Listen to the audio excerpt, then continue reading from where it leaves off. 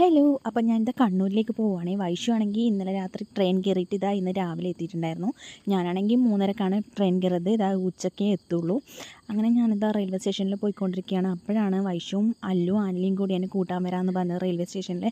അവരെയും കാത്ത് ഞാൻ വെയിറ്റിംഗ് ഏരിയയിൽ ഒരു 3 മണിക്കൂറോളം കാത്തിരുന്ന് കുറച്ച് സമയം കഴിഞ്ഞപ്പോൾ ഞാൻ എന്ത് ചെയ്തു, റെയിൽവേ സ്റ്റേഷന് പുറത്ത് വന്ന് നിന്നു. അവിടെ അരമണിക്കൂർ കഴിഞ്ഞിട്ടും അവർ വന്നില്ല. പിന്നെ കുറേ സമയം കഴിഞ്ഞപ്പോഴാണ് 3 പേരും കൂടി എന്നെയും തേടി വന്നത്. അങ്ങനെ നമ്മൾ 3 പേരും കൂടി ഒരു ഹോട്ടലിലേക്ക് പോവുകയാണേ. ഞാനാണെങ്കിൽ ഇന്നലെ രാത്രി കഴിച്ചതായിരുന്നു ഫുഡ്, പിന്നെ ഒന്നും കഴിച്ചിട്ടുണ്ടായിരുന്നില്ല.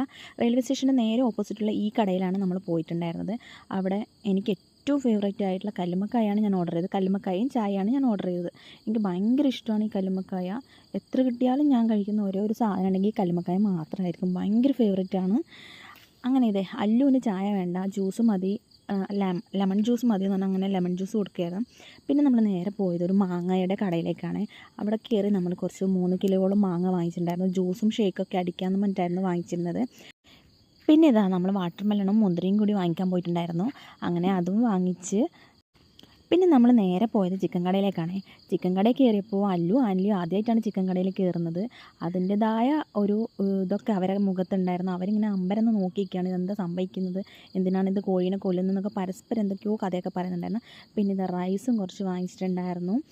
അങ്ങനെ അടുത്തത് വെജിറ്റബിൾ കടയിലേക്കാണ് പോയത്. വെജിറ്റബിൾ കടയിൽ കയറി കുറച്ച് വെജിറ്റബിൾ സാധനങ്ങളൊക്കെ വാങ്ങിക്കുന്നുണ്ടായിരുന്നു. കാരണം വെച്ചാൽ എനിക്ക് കുറച്ച് കുക്കിംഗ് വീഡിയോസൊക്കെ ഉണ്ടാക്കാൻ വേണ്ടി ഞാനായിട്ട് ഒരു വീഡിയോ എടുക്കാമെന്ന് വെച്ചാൽ അങ്ങനെ വാങ്ങുന്നതാണ്.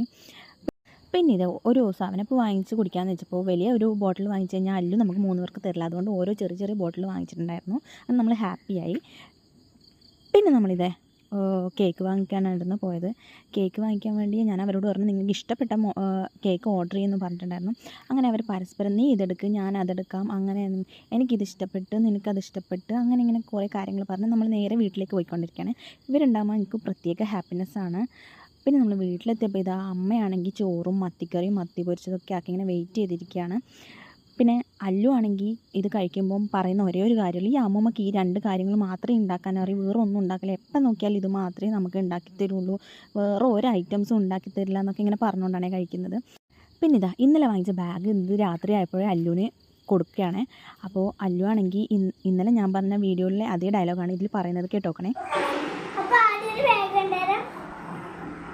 എനിക്ക് ചേച്ചിയുടെ മോൾ അല്ലോനാന്ന് പറഞ്ഞത്, എന്നോട് കുറെ ദിവസമായി പറയുന്നത് നമുക്ക് ബാഗ് മേടിച്ച് തരണമെന്ന് പറഞ്ഞ് വൈഷു ഓർഡർ ചെയ്യുന്നുണ്ടേ.